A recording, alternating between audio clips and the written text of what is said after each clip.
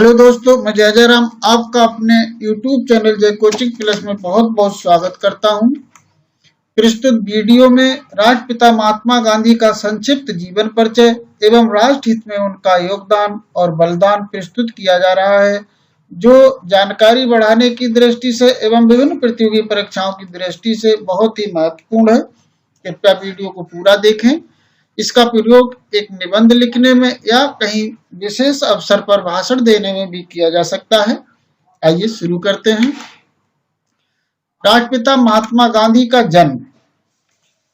अहिंसा के पुजारी और करुणा के अवतार महात्मा गांधी का जन्म 2 अक्टूबर सन 1869 ईस्वी को गुजरात के काठियावाड़ जिले के पोरबंदर नामक स्थान पर हुआ।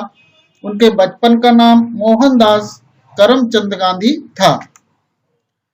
माता पिता गांधी जी के पिता का नाम करमचंद गांधी तथा माता का नाम पुतलीबाई था। इनके पिता काठियावाड़ की छोटी सी रियासत पोरबंदर के दीवान थे। धार्मिक आस्था में लीन माता पिता के जीवन का महात्मा गांधी पर बहुत गहरा प्रभाव पड़ा। बचपन में उन्होंने सत्यवादी हरिश्चंद्र नाटक देखा था और श्रवण कुमार नाटक भी पढ़ा था।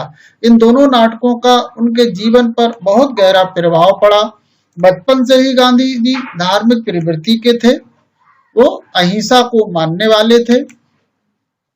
पत्नी तथा बच्चे। 13 वर्ष की अल्प आयु में गांधी जी का विवाह कस्तूरबा से करा दिया गया। इनके 4 बेटे हुए। हीरालाल गांधी जो 1888 में हुए, मणिलाल गांधी 1892 में, रामदास गांधी 1897 में, देवदास गांधी 1900 ईस्वी में हुए। शिक्षा दीक्षा। गांधी जी की जो प्रारंभिक शिक्षा थी वो पोरबंदर से ही पूरी की। राजकोट से हाई स्कूल पास किया। बाद की पढ़ाई भावनगर के रामदास कॉलेज से पूरी की। गांधी जी 19 वर्ष की उम्र में 4 सितंबर 1888 को यूनिवर्सिटी कॉलेज लंदन में कानून की पढ़ाई करने एवं बैरिस्टर बनने के लिए डिग्री करने के लिए इंग्लैंड चले गए। इंग्लैंड में अपनी पढ़ाई पूरी करने के बाद गांधी जी भारत लौटे और भारत लौटकर उन्होंने यहाँ वकालत प्रारंभ कर दी। एक मुकदमे के संबंध में वो अफ्रीका गए। अफ्रीका में इन्होंने देखा कि भारतीयों के साथ पशुओं जैसा व्यवहार किया जाता था। भारतीयों की दयनीय दशा गांधी जी ने अपनी आंखों से देखी। वहां गोरों और कालों में भी भेद किया जाता था, जिससे इस भेदभाव ने गांधी जी के हृदय को छलनी कर दिया। गांधी जी के साथ भी कई बार अपमानजनक व्यवहार किया गया। ये सब देखकर उनका दिल विद्रोह से भर गया। उन्होंने वैधानिक ढंग से युद्ध छेड़ दिया। इसके लिए गांधी जी ने सत्याग्रह और अहिंसा का शस्त्र अपनाया। ये वो पहला अवसर था दक्षिण अफ्रीका में जब गांधी जी ने अपना पहला सत्याग्रह शुरू किया। उन्होंने उनके जो आंदोलन थे उसका अनुकूल प्रभाव पड़ा और दक्षिण अफ्रीका में भारतीयों तथा वहां के रहने वालों को सम्मान पूर्वक स्थान मिला। इस प्रकार सफलता प्राप्त करके गांधी जी की प्रसिद्धि शिखर तक पहुंच गई। दूर दूर तक गांधी जी प्रसिद्ध हो गए। अब भारत में गांधी जी का आगमन। इधर भारत में क्या था, गांधी जी दक्षिण अफ्रीका में चूंकि जनप्रिय हो चुके थे, वो अपने आंदोलन में सफल हो चुके थे।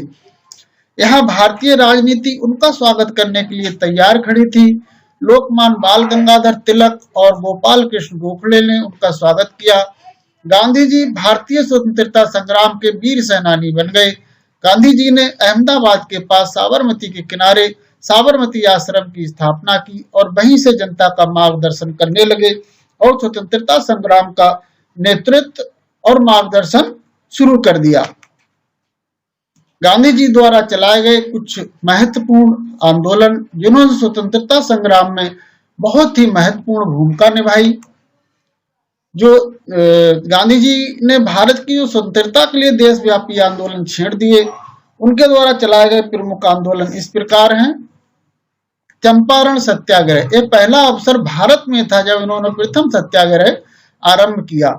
ये भारत में प्रथम सत्याग्रह था उनका चंपारण सत्याग्रह, और प्रथम सत्याग्रह था जो अफ्रीका में किया गया वो ब्रिटिश जमींदार गरीब किसानों से अत्यधिक कम मूल्य पर जबरन नील की खेती करा रहे थे। इससे किसानों में भूखे मरने की स्थिति पैदा हो गई थी। किसानों को पूरा पैसा नहीं दिया जाता था। यह आंदोलन बिहार के चंपारण जिले से 1917 में प्रारंभ किया गया। यह उनकी भारत में पहली राजनीतिक जीत थी। असहयोग आंदोलन। जलियांवाला बाग नरसंहार से गांधी जी को यह विश्वास हो गया कि ब्रिटिश सरकार से न्याय की अपेक्षा करना व्यर्थ है। अतः उन्होंने सितंबर 1920 से फरवरी 1922 के मध्य भारतीय राष्ट्रीय कांग्रेस के नेतृत्व में असहयोग आंदोलन चलाया। लाखों भारतीयों के सहयोग से यह आंदोलन सफल रहा। इससे ब्रिटिश सरकार को भारी झटका लगा। नमक सत्याग्रह।